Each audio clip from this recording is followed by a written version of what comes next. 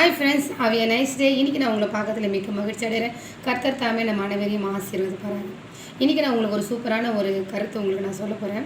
அதே மாதிரி நம்மளோட வேத வசனத்துலேருந்து சூப்பரான ஒரு வசனத்தை நான் சொல்ல போகிறேன். நம்ம ஒரு விஷயத்தை செய்யக்கூடாதுன்னு சொன்னால் அதை செஞ்சே ஆகணும் அப்படின்னு சொல்லி அடம் பிடிக்கிறீங்களே, அந்த விஷயத்துக்கு என்ன பலன் சொல்லி நம்ம ஒரு விஷயத்தை நம்ம பார்க்கலாம். இந்த விஷயத்தை நீ செய்யாத, இங்கே நீ போகாத, அங்கே போனால் உனக்கு பிரச்சனை வரும், அங்கே நீ இருந்தீன்னா அந்த இடத்துல உனக்கு பிரச்சனை வரும் அப்படின்ற மாதிரி என்ன செய்யணும். நம்ம ஒரு விஷயத்தை நம்ம சொல்கிறோம். இப்போ என்னோடய பையனுக்கு ஒரு எக்ஸாம்பிள்.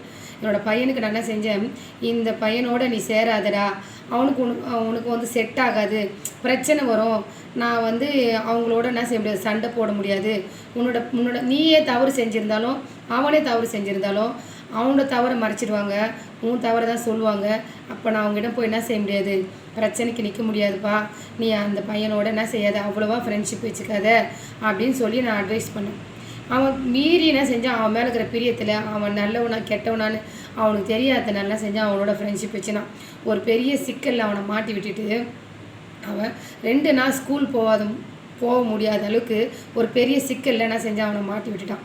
அந்த பிரச்சனை நிமித்தமாக அவன் நல்லா மாட்டிக்கின்னு என்கிட்டே சொல்ல முடியாமல், அந்த பிரச்சனையும் அவனால் தீர்த்துக்க முடியாமல் அவன் ரொம்ப கஷ்டப்பட்டுன்னு இருக்கிறான். நான் ஏன் இவன் ஸ்கூல் போகல அப்படின்னு சொல்லி நான் ரொம்ப யோசித்தேன். அவனுக்கு 10 வயசு தான் ஆகுது, 5th ஸ்டாண்டர்ட் தான் படிக்கிறான். அவன் ஏன் இப்படி ஸ்கூல் போகாமல் இருக்கிறான் நான் கேட்குறப்போ, சரி ஏதோ பிரச்சனை என்னவோ தெரியலையே, இவன் கொஞ்சம் ஏடா குடம் பண்ணுற ஆள் தானே அப்படின்னு சொல்லி நானும் விட்டுட்டேன். ஆனால் அவனோட பிரச்சனையை தினந்தோறும் நான் விசாரிக்கும் போது அவன் என்கிட்ட எதுவுமே சொல்லவே இல்லை. நான் இன்றைக்கி ரொம்ப அவனை கண்டிப்பாக விசாரித்தேன். நீ என்ன தான் சொல்லி தான் ஆகணும், ஏன் ஸ்கூல் போக மாட்டேன்ற அப்படின்னு சொன்னப்போ அப்போ அவன் சொல்கிறான், இந்த மாதிரி நீ சேரக்கூடாதுன்னு சொன்னேன் இல்லைங்களா, அவனோட சேர்ந்ததுனால எனக்கு இந்த பிரச்சனை, நான் மாட்டிக்கினேன். அவன் என்னை மாட்டி விட்டுக்கிட்டு நான் செஞ்சான், என்னை வம்பில் மாட்டி விட்டுட்டு அவன் தப்பிச்சிட்டான். இன்றைக்கி நான் மாட்டிக்கினேன், எனக்கு இந்த மாதிரியான ஒரு பிரச்சனைன்னு சொல்லி அந்த பிரச்சனையை அவன் என்கிட்ட சொன்னான். அப்போது நான் உங்ககிட்ட சொல்லும்போது நீ கேட்கல இல்லையா, அப்போது அதற்கான பிரச்சனையை என்ன செய்கிற சந்திக்கிறேன். அதனால் இனி நான் செய்யக்கூடாது, அந்த பிரச்சனையை நீ செய்யக்கூடாதுன்னு சொல்லி நான் அவனுக்கு என்ன செஞ்சேன், அட்வைஸ் பண்ணேன். அவனோட பேச்சு கீழ் பண்ணிச்சு, சரின்னு சொல்லிட்டேன். ஏன்னு சொல்கிறான், நம்மளுக்கு இந்த பிரச்சனை வரப்போது இவங்க இப்படிப்பட்டவங்க தான்றது நம்மளுக்கு தெரியும்.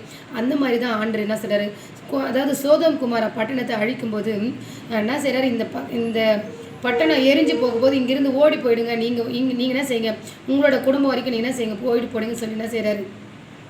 அங்கே சொல்லும்போது சோதம் குமார பட்டணத்தை அழிய போது அப்போது லோத்தோட மனைவி என்ன செய்கிறாங்க, லோத்தோட பிள்ளைங்க எல்லோரும் என்ன செய்கிறாங்க, ஆண்டு கீழ்ப்படிஞ்சு ஆண்டு சொல்கிறது கரெக்டு தான் சொல்லி பின்னிட்டு பார்க்காம ஓடுறாங்க.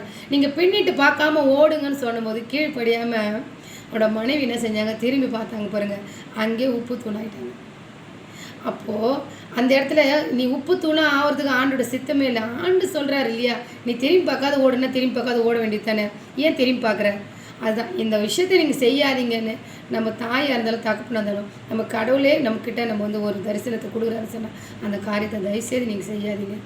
இன்றைக்கி சோதம் குமார பட்டணத்தில் அந்த லோத்தோட மனைவி உப்பு தூணாக இருக்கிறது போல் இன்றைக்கி என்னோடய பையன் ஸ்கூலில் மாட்டி சிக்கி வெளியே சொல்ல முடியாத 2 நாள் 3 நாள் ஸ்கூல் போகாத கடினப்படுறது போல் நீங்களும் மாட்டி சிக்கி தவிக்காதீங்க. கர்த்தருக்கு கீழ்ப்படிங்க, தாய் தாய்க்கு கீழ்ப்படிங்க. தேங்க்யூ ஃபார் வாட்சிங்.